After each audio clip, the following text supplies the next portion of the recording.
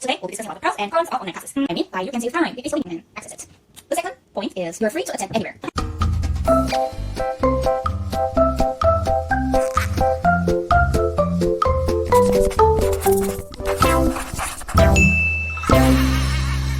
So now let's talk about the disadvantages or the cons of online classes.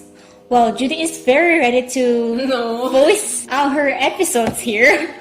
First off, we become highly dependent on Wi-Fi or the internet connection. Would you agree? Yes. It is very true. Like sometimes when online classes, like the synchronous classes are going, sometimes professors or students have no choice, but they're automatically leaving the sessions because their Wi-Fi connection is unstable.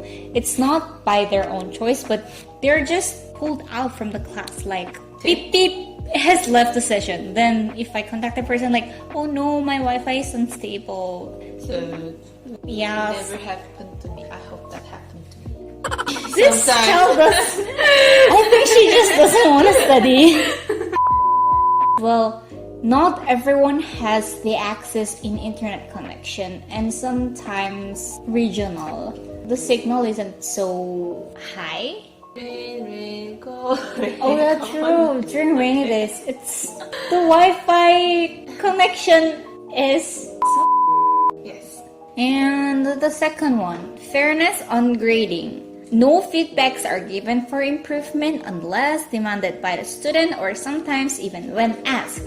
And the quality of education. Well, I know educational institutions, professors, and administrators are doing their best to provide education for the students, but I still think there is some changes that could be made because the quality that we receive isn't worth the tuition that I paid.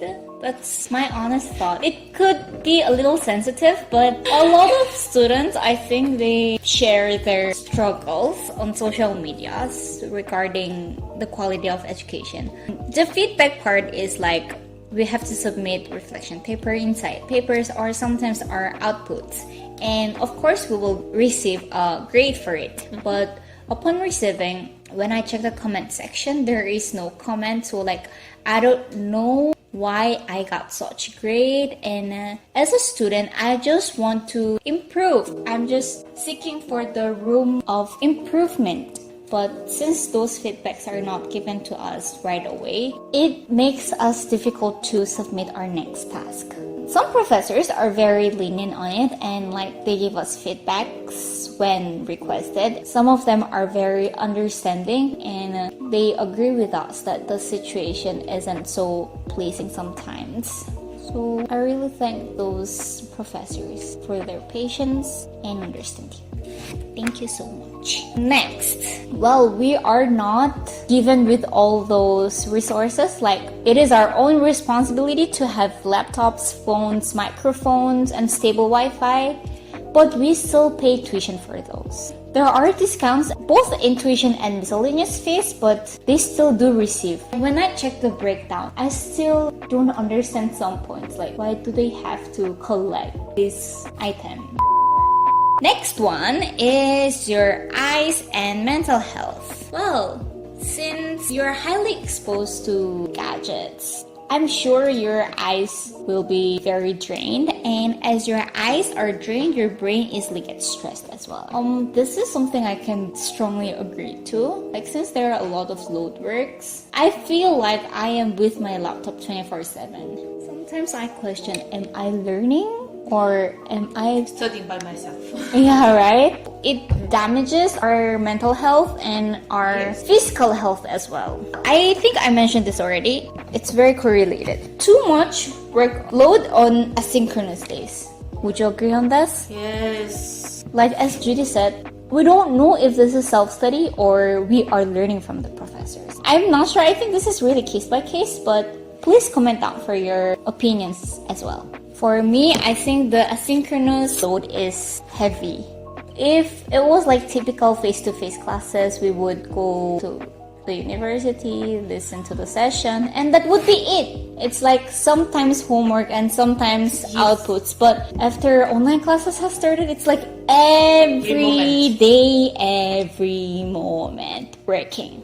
Oh yeah, if you're taking 3 units in a university, it means you are devoting 3 hours to the subject. But after full online classes has started, I received an email that each subject will devote 7.5 hours. But I don't think it's even 7.5 hours. I'm devoting more than that. Some classes are quite chill, but some are like, it's pressuring me so much. I'm not sure if I will survive. Well, anyways, going back, last points for advantages and disadvantages are quite contradicting. I mentioned that learning does not stop. Yes, learning does not stop, but it's not available for every student. In the Philippines, there are still petitions going on for requesting an academic freeze, which I don't understand. This is a situation that nobody wished for, nobody prayed for, and we didn't expect. It's just very new for everyone, and we're all trying to adjust to the new normal. But it seems like there are quite a lot of limitations and inequality, visible inequality. Unless you're privileged to have all those, you can't learn. And this is very heartbreaking to know about the reality that not everyone can learn. Education is for everyone. Well, the invitation is there, but we can't accept that because we know we can't. Well, that's it for the pros and cons on online classes. Some parts may have been quite sensitive, but I hope you will just understand that these are just my personal opinions, and I would like to hear opinions as well, so please comment them down in the comment section. I also comment it down. If you want, go. And I will try to read them as well. That's it for today's video, and I hope it has helped you somehow. If your term or your semester has not started yet, this is just a heads up on what you could possibly experience. So good luck on all your online learnings, and see you on my next video. Bye. Don't forget to like and subscribe.